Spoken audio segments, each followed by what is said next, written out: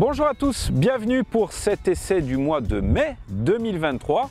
Nous sommes en plein milieu du printemps, à un petit mois de l'été, et aujourd'hui nous avons choisi de vous présenter ce tout nouveau Suzuki S-Cross, un SUV, encore un SUV me direz-vous, mais celui-là vous allez voir il a quelques petites particularités intéressantes. Il est notamment capable de jouer un petit peu les rôles de baroudeur, de s'éloigner des sentiers battus, et il a un tarif également très attractif, nous le verrons par la suite. La première particularité de ce tout nouveau Suzuki S-Cross, c'est qu'il est doté d'un moteur full hybride.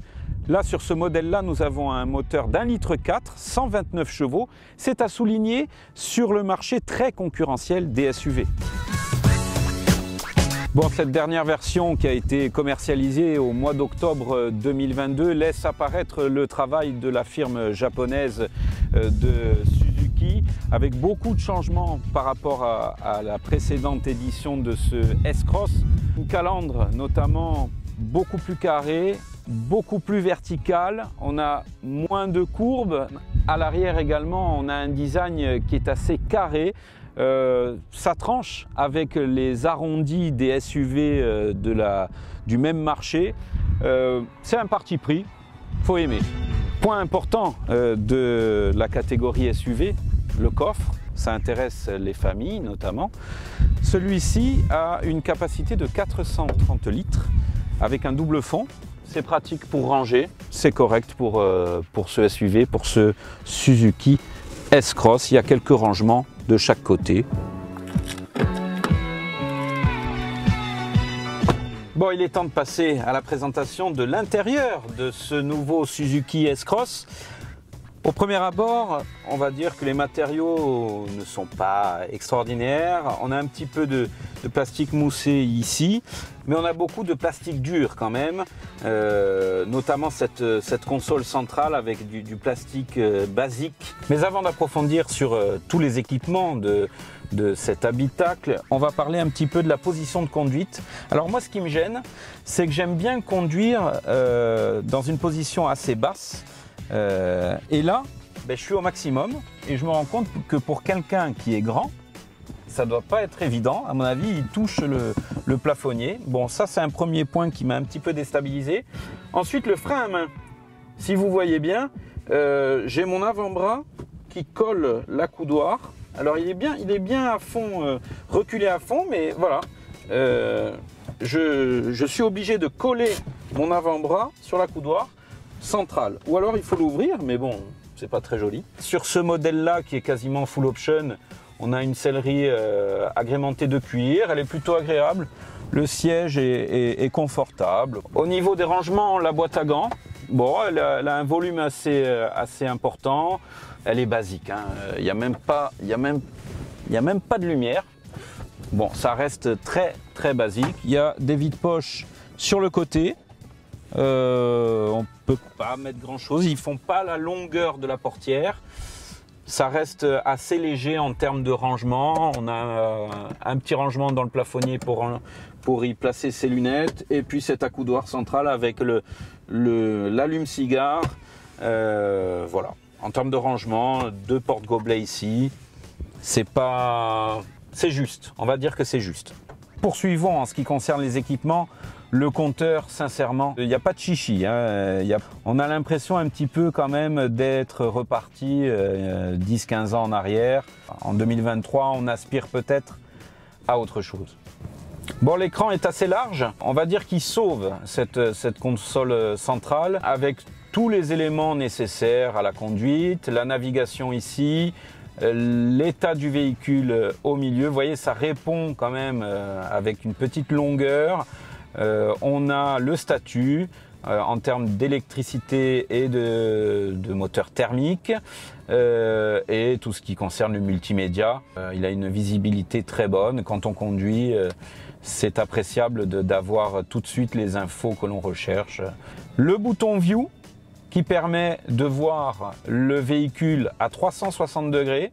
On appuie dessus, voilà, et il se sert de toutes les caméras qui sont connectés à ce véhicule pour vous placer, pour vous situer dans l'espace.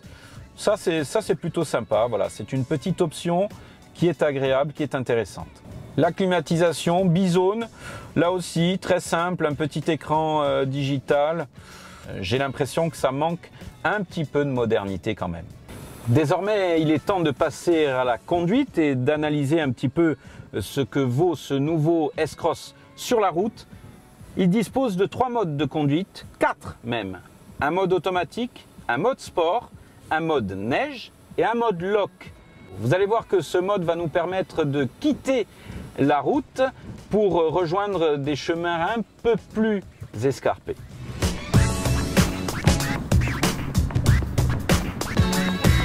On est à quelques encablures de l'été, il fait 22 degrés, on a du soleil et on a de la chance d'avoir un toit ouvrant. Autant en profiter. Ça, c'est une option sympa. On va prendre un peu l'air. Je vous rappelle qu'on est équipé d'un moteur 1,4 litre hybride, full hybride, 129 chevaux. Bon, son comportement est plutôt agréable. Ça reste efficace, mais c'est simple. Là, pour l'instant, nous sommes en mode auto. Je vais passer en mode sport, qui normalement permet d'avoir un peu plus de grip, notamment sur les roues arrière. Après 129 chevaux, il ne faut pas s'attendre à ce que ce soit un foudre de guerre pour prendre les virages insulaires à fond de cale. Mais c'est pas fait pour ça. Je vous rappelle que c'est un SUV. Le volant, il n'y a pas de fantaisie. Plastique un peu dur quand même. Prise en main assez facile parce qu'il est très étroit. Il y a un bon freinage par contre. Voilà, ça freine bien. Ça, c'est agréable. Bon, fini de jouer. Il paraît que ce nouveau Suzuki S-Cross est capable de s'éloigner un petit peu des sentiers battus. Nous sommes sur les hauteurs d'Ajaccio, non loin du sentier des Crêtes. On va voir véritablement de quoi il est capable.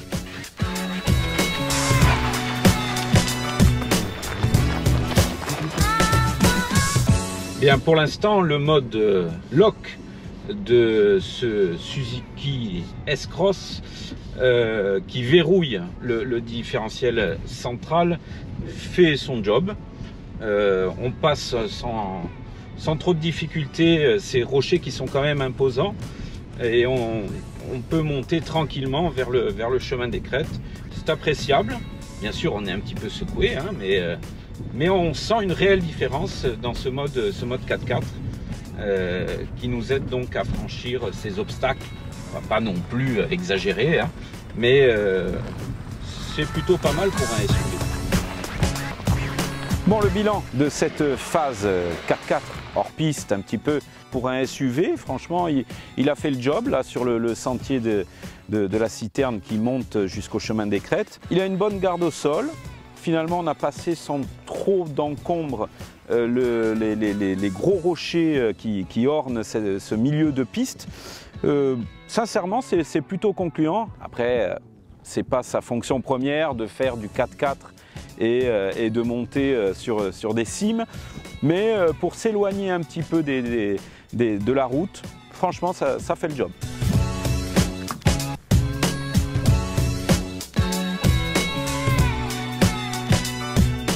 Voilà, nous arrivons au terme de cet essai du mois de mai 2023. Il était donc consacré à ce Suzuki S-Cross nouvelle version, un SUV, tout ce qu'il y a de plus basique. On a vu que les équipements étaient parfois en manque de modernité notamment, un comportement routier simple, efficace mais simple. Il manquait un petit peu de puissance à certains endroits. En revanche, on a bien aimé son côté baroudeur. On a vu qu'il était capable de franchir certains obstacles sur des sentiers parfois compliqués. Voilà, c'est le point vraiment positif de ce SUV. Tous n'en sont pas capables. J'ai oublié de vous parler de son prix. Enfin, je l'ai légèrement évoqué au début de cet essai. Je vous ai dit que son prix était attractif. Il faudra compter 34 000 € en entrée de gamme pour ce véhicule, un peu plus de 35 000 € pour cette version-là, qui est quasiment full option. Voilà à peu près ce qu'on pouvait dire sur cet essai du mois de mai 2023. C'est un essai que vous pourrez retrouver dans la version papier du supplément moteur de Corse Matin. On se retrouve le mois prochain pour un nouvel essai.